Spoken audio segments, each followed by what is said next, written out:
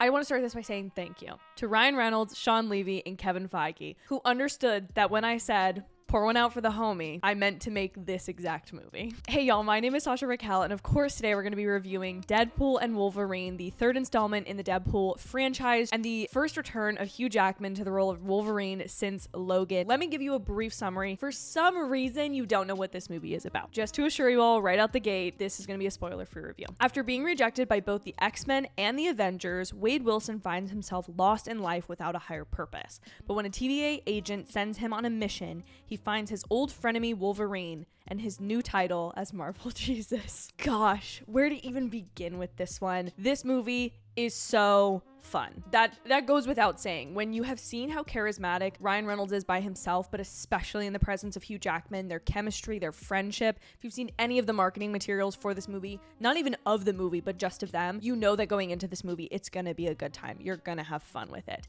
And boy, did they have fun with this one. And let this be my ringing endorsement that Disney and Marvel did not pull a single punch, either literally in terms of the violence or in regards to their jokes with this Deadpool title. There is, to me, literally no difference between any of these films tonally. If you were absolutely entertainment blind, had no idea about the Fox-Disney merger, and did not know the circumstances under which all three of these films were made, you would not be able to detect the difference. The only glaring things that you would be able to recognize would be the reference to clearly recent MCU Disney properties. And much like with bringing Spider-Man into the MCU, this is something that is not a detriment of the film.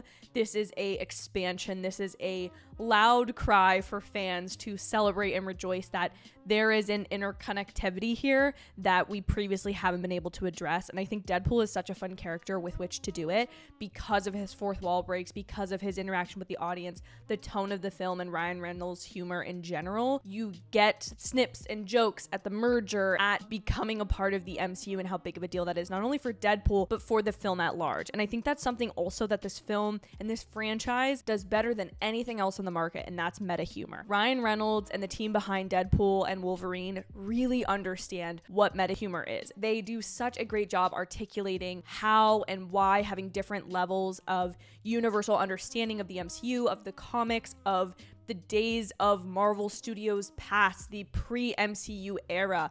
Understanding all of that really pays off in this film in terms of the humor. This is not the time and place to go into a huge deep dive about the state of the MCU post-Endgame, but Deadpool and Wolverine, once again, is very timely in the way that it addresses certain things and does not feel like this corporate excuse of, well, here's why things have been happening. It doesn't majorly try to retcon events. It really stands on its own as a solid film and a superhero film that is going to get you feeling a part of the action, of the humor, and just excited to see characters on screen coming to life. Like, it's genuinely such a gift to not only fans of the current MCU, fans of Deadpool, but of fans of the early, again, pre-MCU era of Marvel, of people who loved those early X-Men films. I'm not saying at all that this is a guarantee that Marvel knows exactly what they're doing with the X-Men, but they clearly have people on the team who have such a great reverence for the work that has come before the modern day MCU dynasty, and have a lot of love for the people who created those things, especially when you consider the fact that both Ryan Reynolds and Hugh Jackman were both a part of those early days of what Marvel has become.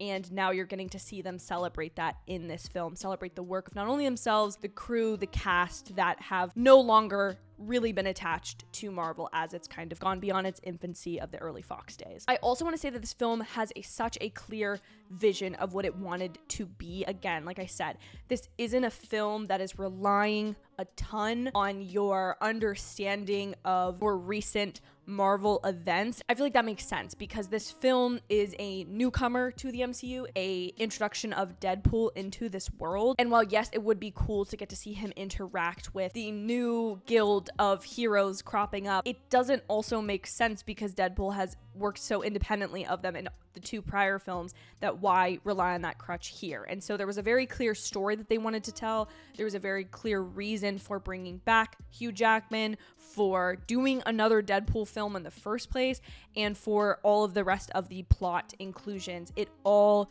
feels necessary and rational, and it doesn't feel like we are reaching for nostalgia bait more so than the plot actually requires. The only con, genuinely, that I have from this movie is a very slight one, and I don't think this really goes into spoilers, but I'll put a little timestamp on the screen in case you just want to avoid it completely and know as little as possible about the plot moving forward, because I have been intentionally vague thus far. There's a slight bit of multiversal confusion that I myself and my husband had. I haven't gotten to see, of course, other critics' responses to this because at the time of filming, the embargo has yet to lift. There are a couple times when specific universes or timelines are referred to by name or by some type of distinction, and we don't get a clear sense of how and why the character of Wade Wilson / Deadpool gets where he's going. Everything in the film beyond this kind of initial setup really follows a clear, linear, I understand how we're getting from point A to B and where we're going and why we're doing things. But that very beginning of the film, although I do appreciate giving us the distinction,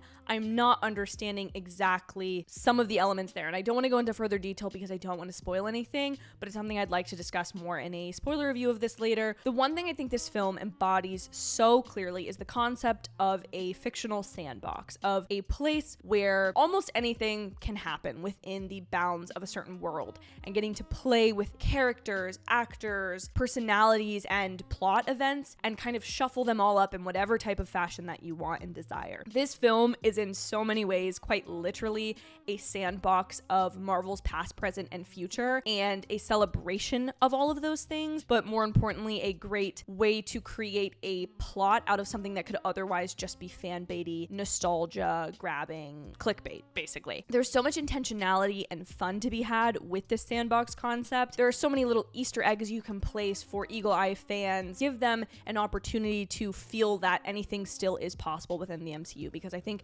as recent products of the MCU have come out, certain people have lost faith in the franchise as a whole, have lost faith in the creatives, have felt like things are going in too much of a sandbox direction. But I think this film embodies the purest form of what that should feel like and how best to execute that for the MCU moving forward. And the last thing I want to talk about is legacy. There have been so many actors who have had career-defining roles or have created roles so iconic that they are inextricably linked to that role forever. I think immediately of Robert Downey Jr. as Tony Stark, Chris Evans as Captain America, Tom Hiddleston as Loki. And then I think you have to add here Ryan Reynolds as Deadpool and Hugh Jackman as Wolverine. There is something so iconic about this movie because of the legacy both these men bring to their characters. They've both had performances in a overall movie that is not regarded as great or not as beloved, but here they've really gotten to define their own destiny, not only of their characters, but of their career as these iconic characters.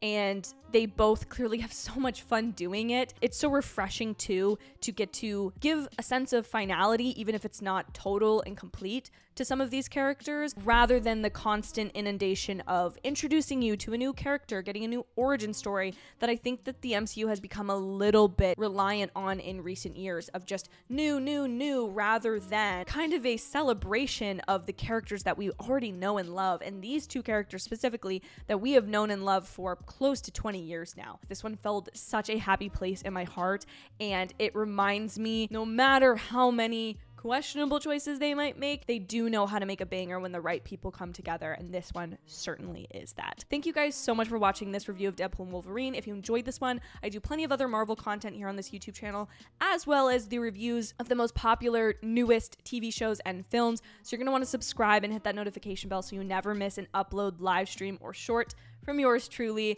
I would so appreciate it. Please also like this video and leave me a comment on your thoughts, excitement, concerns, just questions about the future of the Marvel Universe, or specifically Deadpool and Wolverine below. And I will see you guys in my very next video. Bye, y'all.